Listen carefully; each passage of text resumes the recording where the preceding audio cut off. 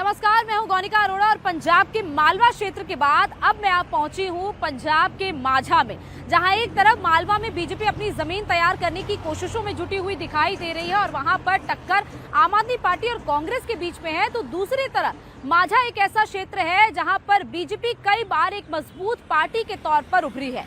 2014 और 2019 के लोकसभा चुनाव में इसी माझा क्षेत्र की गुरदासपुर लोकसभा सीट पर बीजेपी ने जीत हासिल की थी, तो उन्हीं चुनावों के दौरान अमृतसर लोकसभा सीट पर बीजेपी के दो बड़े नेता अरुण जेटली और हरदीप सिंह पुरी चुनाव हार गए थे। ऐसे में इस बार बीजेपी ने फॉर्मर डिप्लोमेट तरनजीत सिंह संधू, जो कि एक सिख नेता है, उनको मैदान में उतारा है। तो देखना होगा कि बीजेपी का ये सिख कार्ड कितना कामयाब होता दिख रहा है। अमृतसर लोकसभा सीट यूं तो हमेशा से कांग्रेस के पास रही है, यहाँ पर ना तो आम आदमी पार्टी और ना ही शिरोमणि अकाली दल ने कभी जीत हासिल की है, लेकिन इस बार क्या बीजेपी संधू के दम पर एक बार फिर से अमृतसर लोकसभा सीट को हासिल कर पाएगी, या फिर गुरजीत सिंह औजला, जो कि कांग्रेस के मौजूदा सांसद भी हैं और उम्मीदवार भी हैं, या फिर वही इस बार अमृतसर लोकसभा सीट को हासिल कर लेंगे। तो देखना होगा कि इस बार माझा की 3 सीटों पर क्या टक्कर है।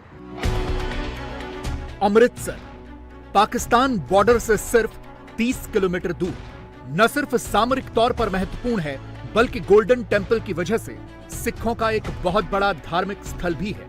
इसीलिए अमृतसर को सिर्फ एक लोकसभा सीट के लिहाज से नहीं देखा जा सकता। इस पूरे इलाके में सबसे महत्वपूर्ण जगह है यहां के बॉर्डर से लगे हुए गांव, जहां से बस कुछ ही दूरी पर पाकिस्तान का बॉर्डर लगता है। मोदी बॉर्डर से लगे हुए इन गांवों को भारत का पहला गांव कहते हैं, इसीलिए इनका माहौल जानना जरूरी है। मैं इस वक्त अमृतसर में उस जगह पर मौजूद हूं जहां रावी दरिया है और यहां से कुछ ही दूरी पर पाकिस्तान का बॉर्डर लगता है। बीजेपी लगातार राष्ट्र सुरक्षा, पाकिस्तान के मुद्दों को जनता के सामने रखती आई है और ये बताती आई है कि पाकिस्तान को घर में घुस कर मारेंगे। लेकिन पाकिस्तान का बॉर्डर जिस राज्य के सबसे ज्यादा करीब लगता है वो पंजाब है। उसी पंजाब में बीजेपी का कभी भी एक स्ट्रांग होल्ड नहीं रहा है। बीजेपी यहां पर हमेशा से अपनी जगह को मजबूत करने की कोशिश तो करती आई है, लेकिन उसमें कामयाब नहीं हो पाई है।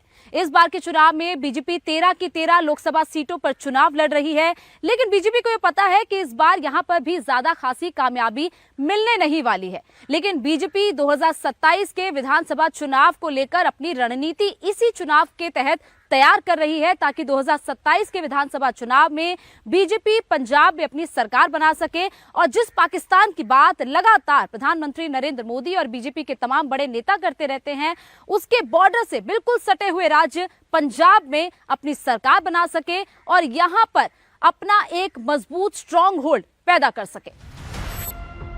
पंजाब सरकार का एक सर्वे बताता है कि राज्य में हर तीसरे पुरुष छात्र ने किसी न किसी बहाने नशीली दवाओं का सेवन किया है। कॉलेज जाने वाले 10 में से 7 छात्र किसी न किसी नशीले पदार्थ का सेवन करते हैं। माझा और दुआबा के 65% परिवारों और मालवा के 64% परिवारों में कम से कम एक नशे का आदी है। पंजाब के सीमावर्ती इलाकों में रहने वाले 15 से 25 साल के 70 से 75% युवा ड्रग्स की चपेट में हैं। पंजाब में नशे की भयावह स्थिति है और बॉर्डर के इलाकों में तो हालात और ज्यादा खराब हैं, क्योंकि इन इलाकों में नशे की सप्लाई बॉर्डर पार पाकिस्तान से होती है। पंजाब के बॉर्डर के गांवों में ऐसी तस्वीरें आम हैं, जहां पाकिस्तान में मौजूद तस्कर ऐसे ड्रोन्स के जरिए पंजाब में ड्रग्स और हथियारों की सप्लाई करते हैं।